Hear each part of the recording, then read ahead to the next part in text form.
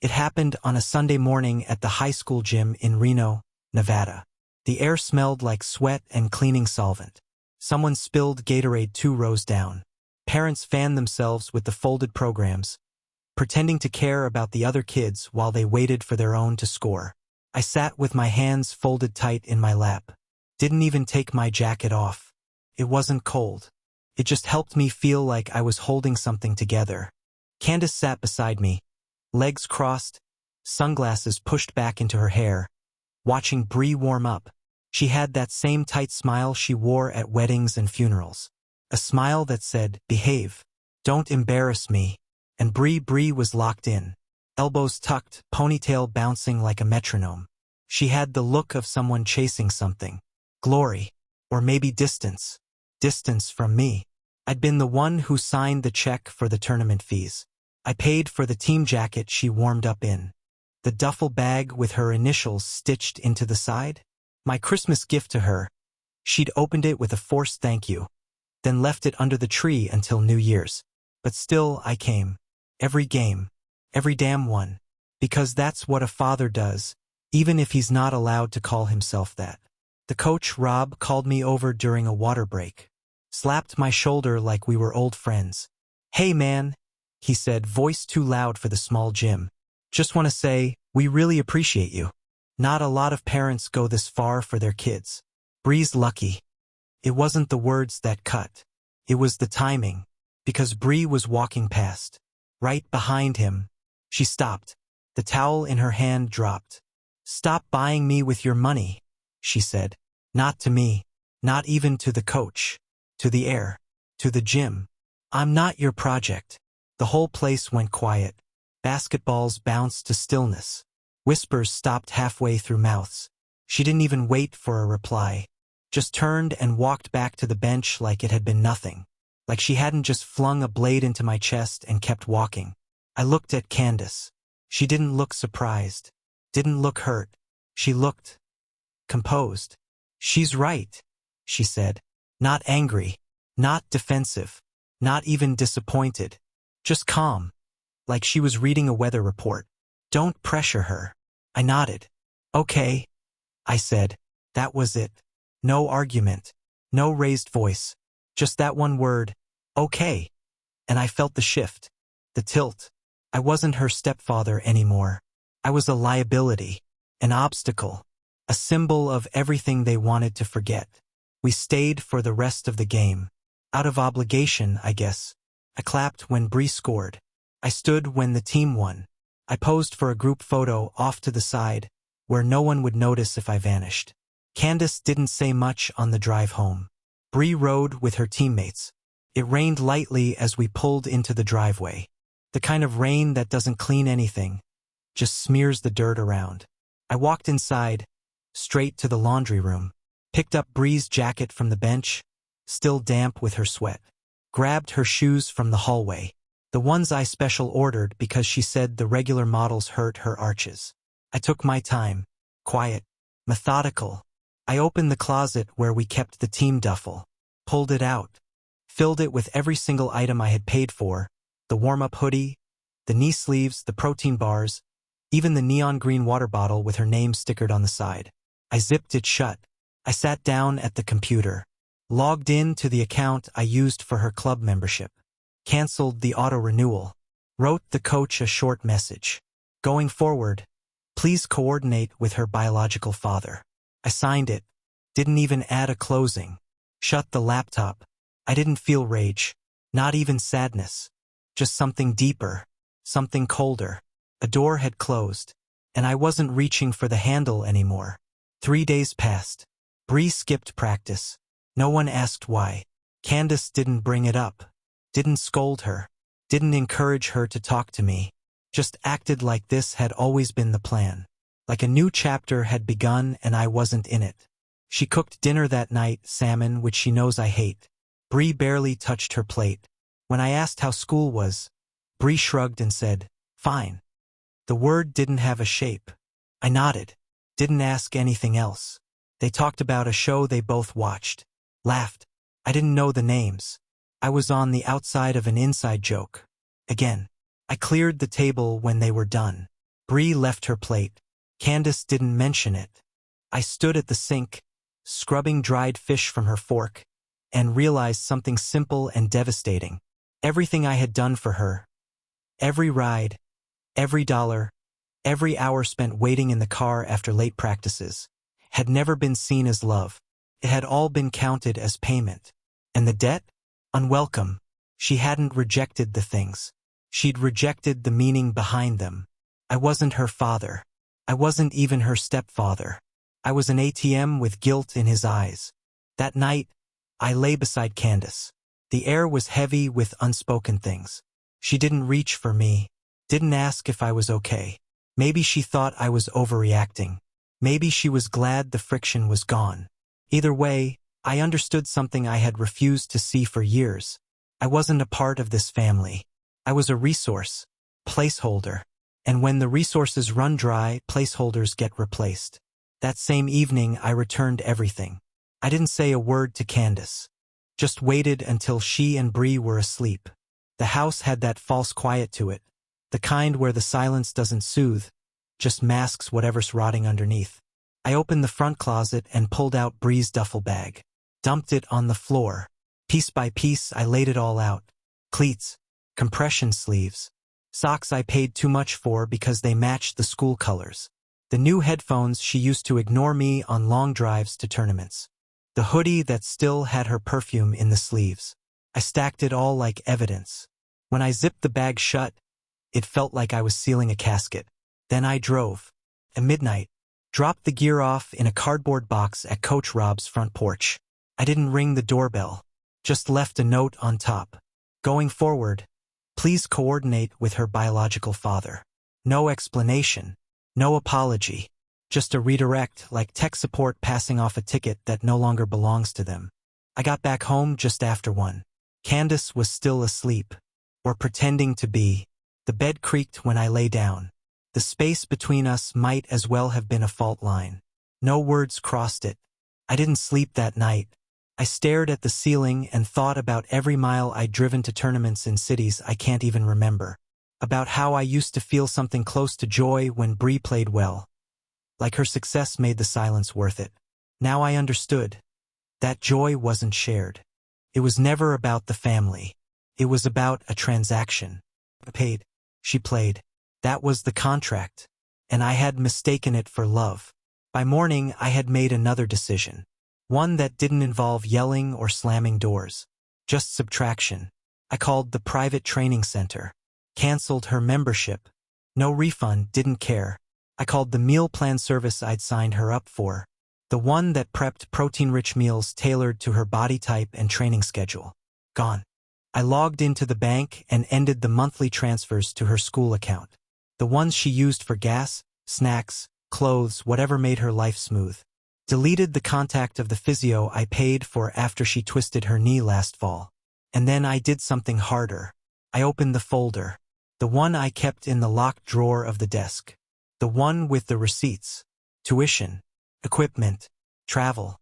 Hotel rooms I booked and paid for so Candace could stay with Bree during tournaments I wasn't invited to. I stared at the total sum. $52,000 and change. That's what I'd spent in the last 3 years alone. I closed the folder. Locked it again. I didn't do it to keep score. I did it to remind myself that I wasn't crazy. They had accepted every dollar. Every ride. Every favor. Smiled. Said thank you when it was convenient. And now? I was the villain for expecting any part of that to mean something. A few days passed. Bree didn't go to practice. Coach Rob texted me. Haven't seen Bree all week. Everything okay? I left him on read. That night, Candace mentioned it over dinner. Offhand, like she was commenting on the weather. She's taking a break. Said she needs space. From the team? I asked. Candace didn't look up. Just kept cutting her salmon. From everything. I waited for more. An explanation. A question. Anything. Nothing came. So I said, makes sense. Pressure like that, it can twist things. She nodded. Exactly. She didn't notice the way I used her words. Or maybe she did, and that was the point. I realized then that she wasn't just siding with Bree. She believed it too. that I had pressured her, that my presence was some kind of manipulative force buying love with receipts. She had rewritten the story without telling me. And in that new version, I was the problem. I stopped asking questions after that. I stopped reminding Bree to finish her homework, to drink water after workouts, to ice her knees. I stopped being the scaffolding. I let the structure shake. One night I came home late. Work had dragged me through the mud again, and I was too tired to fight it. I walked into the kitchen and saw Candace laughing with Bree over takeout containers. There were 3 plates, but only 2 being used. Mine was still in the cupboard. No one had thought to serve me, or ask if I was hungry. I watched them for a second. Bree made a joke, something about a boy at school, and Candace laughed like it was the most natural sound in the world. I walked upstairs, shut the door, sat on the edge of the bed and realized something brutal. They were fine without me. No, they were better. And maybe that was always the plan. Later that week, I took a day off work. Told my boss I had an emergency. He didn't ask questions. I drove to Utah, stayed with an old friend, Marcus, a guy who didn't ask much and never judged. We sat on his porch, drank cheap beer, watched the sun burn the mountains red. "You look thinner," he said. "Feel it," I answered. He didn't pry. That night, I turned off my phone, put it in a drawer, didn't check it again. No calls came. One message. "Candace, are you serious? All this because of a kid's emotions?" I stared at it for a long time. Every word a scalpel. All this, a kid's emotions. No mention of what I'd done, what I'd given, what I'd endured. Just a child's outburst. And me, the grown man, apparently too fragile to take it. I didn't reply. I didn't need to, because in her eyes, I was the problem for taking it personally. Not Bree, for delivering the cut. Not Candace, for letting it happen. Me. I stayed in Utah for 4 days. Marcus didn't ask why. He just let me be. I hiked, sat by rivers, ate sandwiches in silence. Forgot what it felt like to perform, to play the role of dad light, in a house that never cast me properly. By the 5th day, I felt not peace, but clarity. I knew what I had to do next. When I came back, the house had changed. It wasn't the pictures, those were the same. Bree's framed MVP photo still sat on the mantel. The family portrait we took in Tahoe 2 summers ago still hung in the hall. My arm around Candace, Bree forced into a half-smile that looked more like a grimace. It wasn't the furniture. That was all untouched. It was something smaller. There were boots by the door. Not mine. A man's jacket on the back of the living room chair. I walked in, set my bag down, waited. Candace came out of the kitchen. Bree trailed behind her, looking pleased. "He's here," I asked. Candace didn't pretend. She didn't lie. "It's Sean," she said. "He wants to be more involved now." Sean, Bree's father, the man who skipped birthdays, missed recitals, sent postcards instead of showing up. He was back, and the welcome mat had been rolled out. Candace looked at me carefully. "Please don't make this a scene." I nodded. "I won't," I said, and I didn't.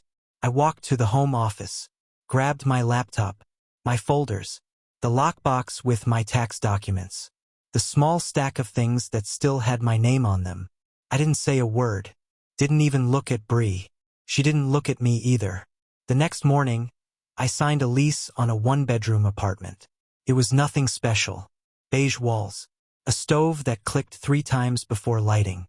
But it was mine. No one could look through me there. No one could edit me out of the frame. It was the first time in years I felt like I was standing in a place that didn't want me to vanish. A week later, the letter arrived. From Coach Rob. Typed. Neat. Formal but personal. "Sad to see you go. You were the most consistent support Bree had. That's rare. We appreciated you more than you probably knew." I read it twice. Once as a man. Once as a ghost. Then I folded it. Slid it into the divorce folder I had started that morning. Because the only person who had bothered to say thank you was a stranger. Not Bree. Not Candace. Not even Sean, who now walked halls I had paid for, drank coffee from mugs I had bought, and stood in the place I had spent years trying to earn. I wasn't going to fix what never saw me as part of it. Not anymore. A month passed. I never once stepped foot in the old house. Didn't ask about Bree. Didn't reach out to Candace. I let the silence bloom. Let it spread through their routine like a sickness. Sometimes absence is louder than presence. The apartment was small. 1 bedroom, no yard. A sink that rattled when it drained. But it held peace. My name was on the lease. My groceries in the fridge. My quiet hanging in the corners, unbroken by slammed doors or careless footsteps. I filled my evenings with the noise of survival. Dishes, bills, laundry. I taught myself to cook again. Stopped buying almond milk. Candace liked almond milk. I never did. There were nights I sat on the floor, back against the couch, wondering if I'd made it all up. The rejection. The slow erosion of respect. The way Bree looked at me like I was the stand-in for someone who never showed. But then I'd remember that moment. In the gym. Her voice, sharp and surgical. "I'm not your project." She hadn't just drawn a line. She'd set fire to everything on my side of it. I just walked away before the smoke choked me. It was a Tuesday morning when it started. I was halfway through a job in Sparks, rewiring a busted lighting panel, when I got the text. Unknown number. "Hey, it's Bree. Coach says I can't go to camp. We didn't get the funding. Can you help cover the cost?" I stared at it for a full minute. No greeting. No apology. Not even a breadcrumb of acknowledgement. Just a request. Like the past month, no, the past 3 years had never happened. Like she hadn't publicly gutted me in front of her entire team. Like she hadn't erased me from her life the second her biological dad showed his face. I typed 3 words. "Ask your project." Then a 4th. "I'm a person." And sent it. No punctuation. Just a boundary. Sharp. Non-negotiable. 15 minutes later, my phone rang. Candace. I let it buzz. She called again. I picked up the second time. I wanted to hear her say it, whatever excuse, whatever guilt she had finally decided to wear. But she wasn't angry. She was crying. "Sean left," she said. "Just packed a bag and left." I didn't say anything. "I don't know what happened," she continued, voice cracking. "He said it was too much. That Bree's acting out. That he can't deal with all the tension." I stayed silent. "Nothing's working out," she whispered. Still, I said nothing. Until she added the line that made something shift in me. Not anger, but exhaustion. "We could use your help right now." And that's when I knew. She still didn't get it. They still thought of me as the safety net. The man you don't look in the eye unless you're falling. I didn't raise my voice. I didn't accuse her. I just said the truth. "I'm not your safety net anymore." Then I hung up. The next few days were quiet. I knew she'd text. She didn't. Knew Bree would try again. She didn't. Sometimes silence is more honest than words. I stopped checking the old family group chat. Deleted the thread. Deleted the calendar reminders for Bree's tournaments. Took down the photo from the bookshelf, the one of all 3 of us on the hiking trip to Truckee. Candace had her arm around Bree. I had mine on my knee. The frame cracked when I set it in the trash. Saturday afternoon. Grocery store. I was in the self-checkout line when someone tapped me on the shoulder. It was Rob, the coach. He looked surprised. Maybe even relieved. "Hey man," he said. "Didn't think I'd run into you." "Yeah," I said. "Just grabbing a few things." He nodded, awkward. "Listen, I hope you don't mind, but Bree's been kind of off since you left." I didn't answer. She's got talent. You know that. But she's angry now. Distracted. Like she lost something she doesn't know how to talk about. Still, I stayed quiet. He looked down at the bag of rice in his hand. Shifted his weight. "I shouldn't say this, but between you and me, you were the only consistent adult in her life. The only one who showed up. She didn't see it then, but she might now." I looked him in the eye. Measured the weight of what he was offering. Recognition. Not from family. From the outside. The first and only thank you I had received. I nodded once. "Thanks for saying that." He gave a small smile. "If you ever want to come by a game." "I won't." I said. He nodded again. Didn't push it. We parted ways. And just like that, I realized something strange. I didn't miss Bree. I didn't miss Candace. I missed who I thought they were. A week later, I got a letter in the mail. Handwritten. Careful cursive. No return address. It was from Bree. 3 pages. Front and back. It started with an apology. That she was out of line. That she didn't mean it that way. That she felt cornered and lashed out. Then it shifted. Said she was mad because Sean coming back made things complicated. That having 2 men try to fill the same space made her feel like she owed loyalty to one and not the other. Then she blamed Candace. Said her mom had told her not to give in to me. That being too close might confuse the family dynamic. By the end, she asked if we could talk. If we could meet. If I could help just a little with the camp. Said she didn't expect anything. Just hoped. I folded the letter. Set it on the table. Sat there for 10 minutes. Then 15. Then I picked it up. Tore it in half. Not out of spite. Not out of rage. Out of finality. Because even in her apology, she made me the problem. The cause. The confusion. The one who made love feel like debt. She still didn't see it. Didn't see that what I gave wasn't just money. It was presence. Consistency. The kind of quiet sacrifice that builds a bridge where no one else bothers. And the worst part? She never asked me to be that man. But she used that man. And that's why I couldn't go back. A few days later, Candace showed up at my apartment. No call. No text. Just knocked. I opened the door and saw her holding a small box. Photos. Trinkets. The things I hadn't taken when I left. She looked thinner. Tired. Can I come in? She asked. I stepped aside. We sat across from each other in the small kitchen. She set the box down. Didn't look at me right away. She misses you, she said. I waited. I miss you too.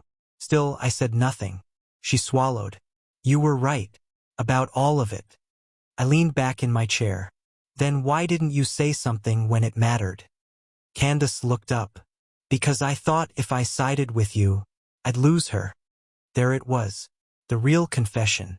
The truth I had always suspected. You lost me instead, I said. She nodded, eyes wet. I know. We sat in that silence for a while. The fridge hummed. A dog barked 2 apartments over.